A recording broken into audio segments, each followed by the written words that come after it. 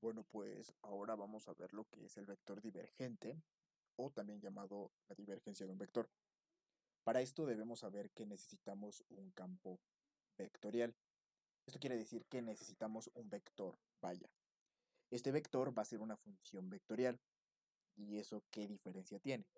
Bueno, pues como nosotros sabemos, un vector pues tiene componentes en X, en Y y en Z, normalmente. Y cada uno, cada componente está compuesto por un número y por un vector unitario.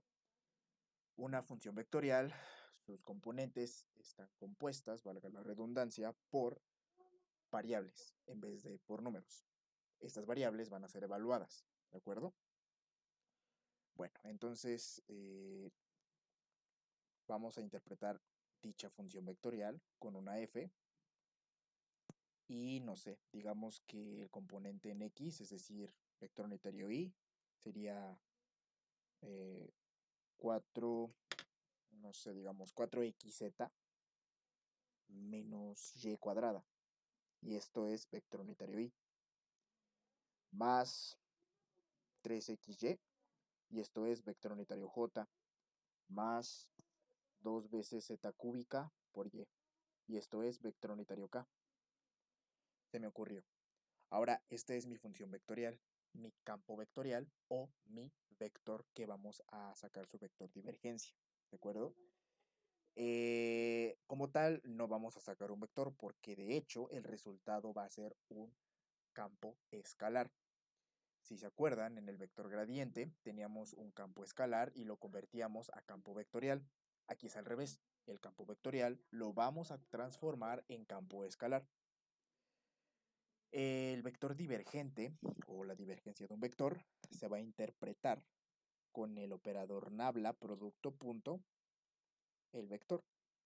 Este punto no es opcional, es obligatorio, ¿de acuerdo? Siempre se va a hacer esta notación cuando queramos referirnos al vector divergencia. Bueno, su fórmula para sacar el vector divergencia es la derivada parcial de las componentes en x de mi vector con respecto de x más la derivada parcial de las componentes de mi vector en y con respecto de y más la derivada parcial de las componentes en z de mi vector con respecto de z.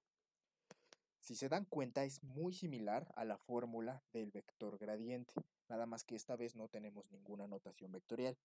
Es decir, no tenemos vector unitario i, vector unitario j, ni vector unitario k.